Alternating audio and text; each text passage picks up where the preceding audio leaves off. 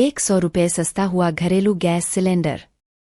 अंतर्राष्ट्रीय महिला दिवस के मौके पर प्रधानमंत्री नरेंद्र मोदी ने देश की मां बहनों और बेटियों को तोहफा दिया है।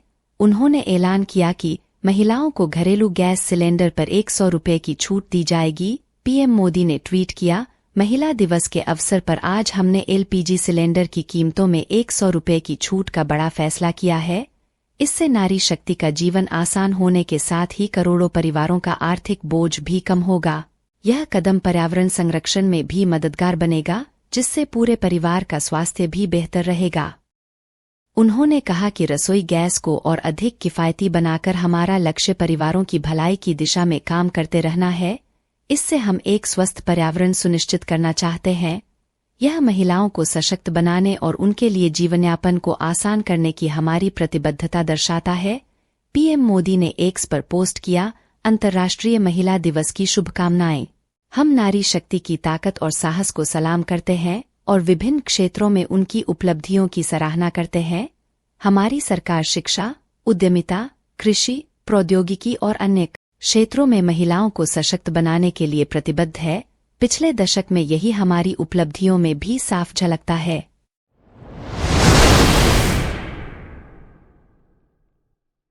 संयुक्त राष्ट्र सुरक्षा परिषद में भारत ने पेश की योजना। भारत ने संयुक्त राष्ट्र सुरक्षा परिषद में सुधार के लिए विस्तृत योजना पेश की है। भारत ने G4 देशों की तरफ से यह योजना संयुक्त राष्ट्र में रखी, जिसमें कई ऐसे सुधारों की सिफारिश की गई है जिन्हें लागू करने पर संयुक्त राष्ट्र सुरक्षा परिषद ज्यादा लोकतांत्रिक और समावेशी बन सकेगी। भारत की तरफ से संयुक्त राष्ट्र में भारत की स्थायी प्रतिनिधि Ruchira Kamboj intergovernmental negotiation on security council reform कार्यक्रम में शामिल हुई। इस कार्यक्रम में रुचिरा कंबोज ने G4 देशों ब्राजील, जर्मनी, जापान और भारत की तरफ से प्रस्ताव पेश किया। इस प्रस्ताव में सुरक्षा परिषद के सदस्यों की संख्या मौजूदा 15 से बढ़ाकर 25 से 26 करने की सिफारिश की गई है। साथ ही इसमें 6 स्थायी सदस्यों और 4 या 5 अस्थायी सदस्यों को शामिल करने की सलाह दी गई है।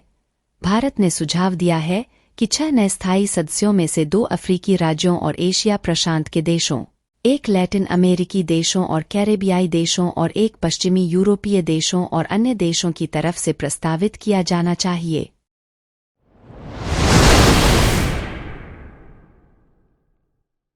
$10,372 करोड़ के AI मिशन को मिली मंजूरी।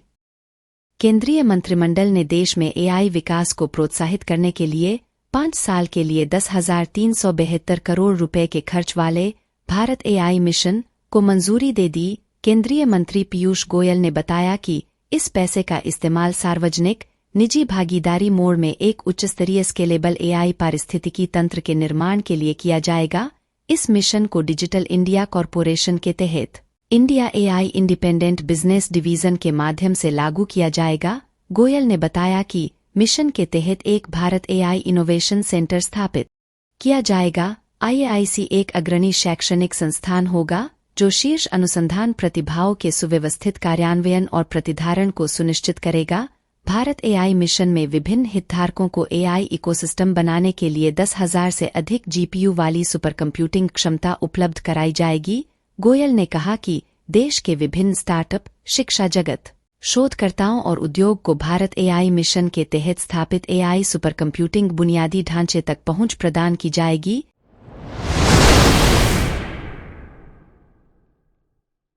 बॉब की रिपोर्ट से निवेश को लेकर खुलासा। चालू वित्त वर्ष का यह अंतिम महीना है, फिर भी कोई भी राज्य अपने बजट अनुमान के निवेश को पूरा नहीं कर पाया है। केंद्र सरकार भी बजट अनुमान का 76% हिस्सा यानी 7.2 लाख करोड़ ही निवेश कर पाई है। 27 राज्यों ने केवल 53% यानी 4.7 लाख करोड़ रुपए खर्च किया है। इस महीने आचार संहिता लगने से निवेश के बाधित होने की आशंका है। बैंक ऑफ बड़ौदा की रिपोर्ट के मुताबिक महाराष्ट्र ने चालू वित्त वर्ष में 37% खर्च किया है, जो पिछले वर्ष के 33% से अधिक है। कर्नाटक का खर्च पिछले वित्त वर्ष में 74% से घटकर इस वित्त वर्ष में 41% पर आ गया है। पश्चिम बंगाल का खर्च 35 से बढ़कर 44% और असम का 34 से बढ़कर 51% हो गया है।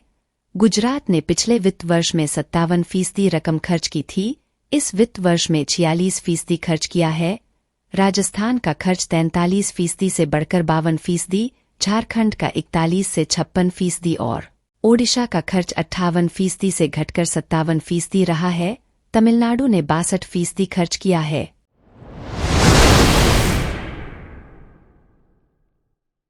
दस मई को खुलेंगे बाबा केदार के द्वार।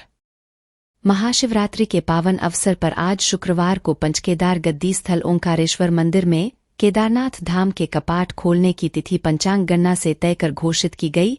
10 मई को बाबा केदार के कपाट श्रद्धालुओं के लिए खोल दिए जाएंगे। बाबा केदार के कपाट खुलने की तिथि तय होने के साथ ही बाबा केदार की पंचमुखी भोगमूर्ति के चल उत्सव विग्रह डोली में विराजमान होकर शीतकालीन गद्दी स्थल ओंकारेश्वर मंदिर से अपने धाम के लिए प्रस्थान का दिन भी तय हुआ। बद्रीनाथ केदारनाथ मंदिर समिति के मीडिया प्रभारी डॉक्टर हरीश चंद्र गौड़ ने बताया, 8 मार्च को महाशिवरात्रि पर्व पर ओंकारेश्वर मंदिर ऊखीमठ में सुबह 9 बजे से धार्मिक अनुष्ठान शुरू हुए। बद्रीनाथ केदारनाथ मंदिर समिति के अध्यक्ष अजेंद्र अजय की मौजूदगी में केदारनाथ के रावल भीमाशंकर के मार्गदर्शन में केदारनाथ धाम के कपाट खोलने की तिथि घोषित की।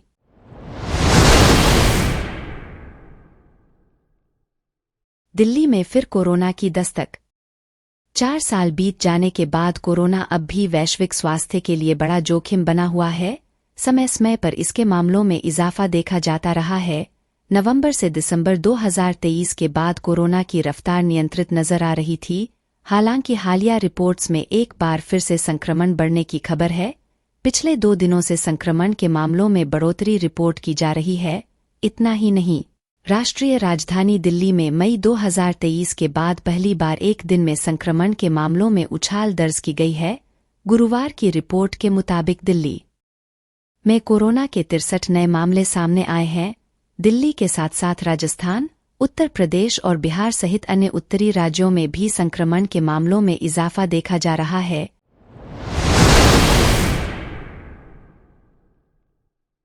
विदेश मंत्री ने चुनाव को लेकर जापान में कही ये बात। भारतीय विदेश मंत्री जापान दौरे पर हैं। जापान में एक कार्यक्रम के दौरान विदेश मंत्री से लोकसभा चुनाव को लेकर सवाल किए गए। विदेश मंत्री एस जयशंकर ने दावा किया कि उन्हें 100% विश्वास है कि उनकी सरकार 15 वर्षों या उससे भी ज्यादा समय तक सत्ता में रहेगी। साथ ही जयशंकर ने अपने लोकसभा चुनाव लड़ने के सवाल का भी जवाब दिया। कार्यक्रम के दौरान एस जयशंकर ने कहा कि 100% हम 15 वर्षों तक देश को स्थायी सरकार देंगे और हो सकता है कि यह और भी आगे तक चले। जयशंकर ने कहा कि एक दूरदर्शी और फैसले लेने वाली सरकार के पास बहुमत होना बहुत जरूरी होता है। सौभाग्य से भारत में जो अभी सरकार है उसके पास देश को विकास की राह पर ले जाने वाला विजन और संसद में बहुमत दोनों है।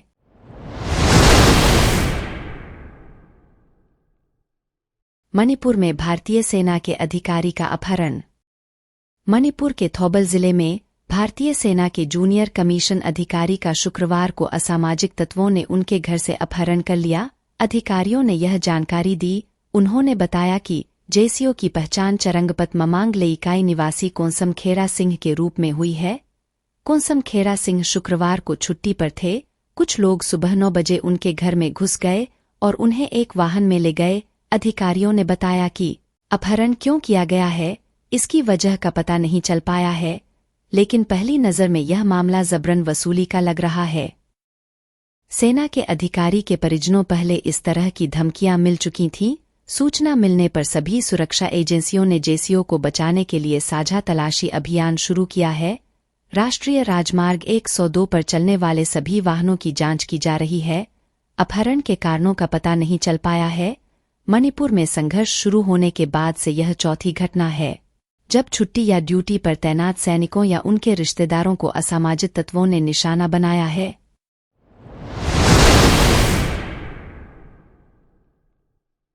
अदालत ने प्रदूषण फैलाने वाले उद्योगों को लगाई फटकार। सुप्रीम कोर्ट ने सतत विकास के सिद्धांत को कायम रखते हुए और प्रदूषण फैलाने वाले उद्योगों पर नाराजगी जताते हुए कहा कि लोगों को स्वच्छ हवा में सांस लेने, साफ पानी पीने व बीमारी से मुक्त जीवन जीने का अधिकार है। तमिलनाडु के तूतुकुड़ी में वेदांत समूह की कंपनी स्टरलाइट कॉपर को बंद करने के तर्कसंगत आदेश में सीजेआई जस्टिस डीवाई चंद्रचूड़ की पीठ ने कहा कि उद्योग को बंद करना पहली पसंद का मामला नहीं है, बल्कि इकाई के बार बार गंभीर उल्लंघन की प्रकृति का नतीजा है। पीठ ने 29 फरवरी को प्रदूषण संबंधी चिंताओं के कारण मई 2018 से बंद तांबा गलाने वाले संयंत्र को बंद करने के हाईकोर्ट के आदेश के खिलाफ वेदांता लिमिटेड की अपील खारिज कर दी। सुप्रीम कोर्ट ने कहा कि यह एक निर्विवाद और मौलिक सत्य है कि सभी व्यक्तियों को स्वच्छ हवा में सांस लेने, स्वच्छ पानी पीने, रोग और बीमारी से मुक्त जीवन जीने का अधिकार है।